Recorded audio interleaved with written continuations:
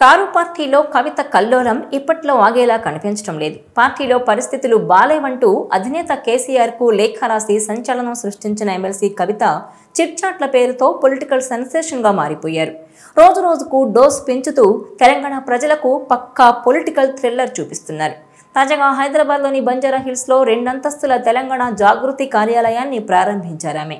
అయితే ఈ కార్యాలయంలో ఏర్పాటు చేసిన ఫోటోలు, విగ్రహాలను పరిశీలిస్తే ఏదో చాలా పదునైన వ్యూహంతోనే కవిత అడుగులు వేస్తున్నట్టుగా కనిపిస్తోందని చెబుతున్నారు పరిశీలకులు. ఇందుకు కారణం ఒక్క కేసీఆర్ ఫోటోలు తప్ప పార్టీకి చెందిన ప్రముఖుల ఫోటోలేవీ కూడా అక్కడ కనిపించలేదు. అంతేకాదు బీఆర్ఎస్ జెండాలు కూడా ఎక్కడా లేవు. పార్టీ వర్కింగ్ ప్రెసిడెంట్కు ఎంతో కీలకమైన స్థానం ఉన్నప్పటికీ ఆయన ఫోటో అంటే కేటీఆర్ ఫోటో ఎక్కడా కనిపించలేదు.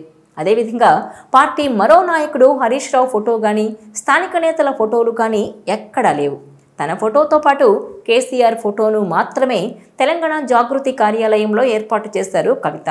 అంతేకాదు గతంలో తెలంగాణ జాగృతి బీఆర్ఎస్ మహిళా విభాగం అని పేర్కొన్న పరిస్థితి ఉంది. కానీ తాజాగా ప్రారంభించిన కార్యాలయంలో కేవలం తెలంగాణ జాగృతి అనే పేరును మాత్రమే పేర్కొన్నారు. కార్యాలయంలో కింది పోర్షన్ ప్రారంభంలో మాత్రం తెలంగాణ తల్లి నిలువెత్తు విగ్రహాన్ని ఏర్పాటు చేశారు. దీనికి రైట్ అండ్ లెఫ్ట్ సైడ్లో ప్రొఫెసర్ జయశంకర్, రాజ్యాంగ నిర్మాత అంబేద్కర్, జ్యోతిబా పూలే, ఆయన సతీమణి సావిత్రిబాయి పూలే విగ్రహాలను ఏర్పాటు చేశారు. అదేవిధంగా అమరవీరుల స్తూపాన్ని కూడా ఏర్పాటు చేశారు. దీన్ని బట్టి కవిత చాలా వ్యూహాత్మకంగా అడుగులు వేస్తున్నారన్న వాదన బలంగా వినిపిస్తోంది. గతంలో జాగృతి జిల్లా కార్యాలయాల్లో కేటీఆర్ ఫోటో కూడా ఉండేది. కానీ తాజా కార్యాలయంలో మాత్రం కేసీఆర్ ఫోటోను మాత్రమే పరిమితమయ్యారు. ఇదిలా ఉంటే కేసీఆర్కు కాళేశ్వరం కమిషన్ నోటీసులు ఇవ్వడంపై కవిత ఫైర్ అయ్యారు.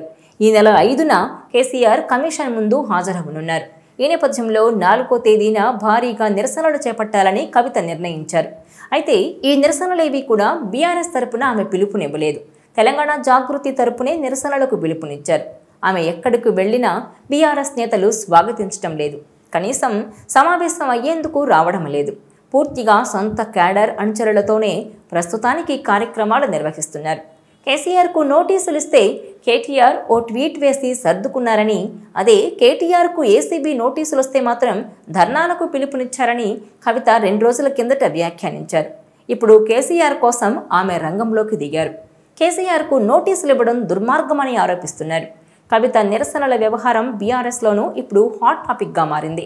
తండ్రి కేసీఆర్పై తనకు లెక్కలేనంత అభిమానం ఉందని, కేటీఆర్కే లేదని కవిత నిరూపించాలనుకుంటున్నట్టుందన్న విశ్లేషణలు వస్తున్నాయి.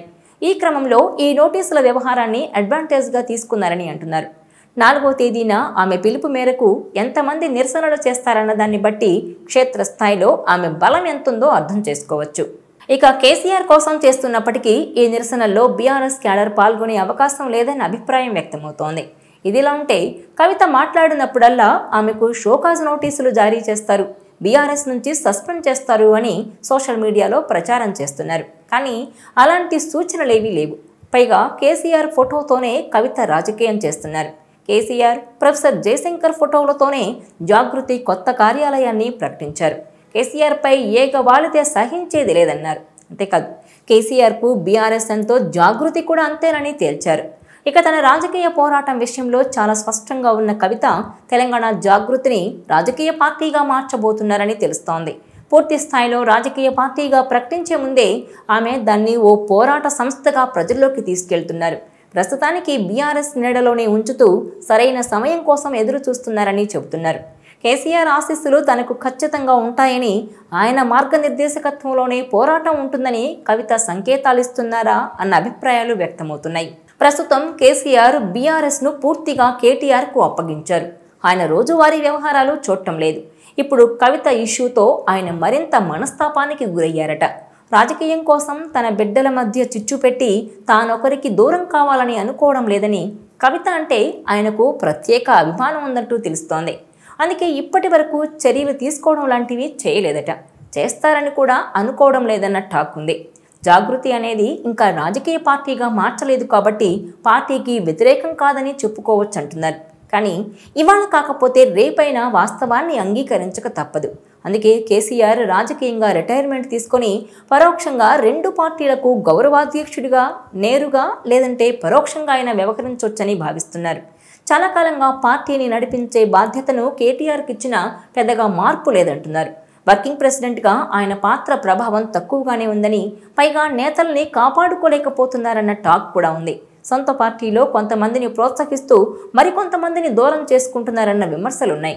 కాంగ్రెస్లో చేరిన చాలామంది ప్రముఖ నాయకులు కేటీఆర్ తీరు వల్లనే పార్టీకి దూరం అయ్యారని, అందుకే కేటీఆర్ నాయకత్వంపై కేసీఆర్కు అంత నమ్మకం లేదని గులాబీ శ్రేణులే చెబుతున్నాయి.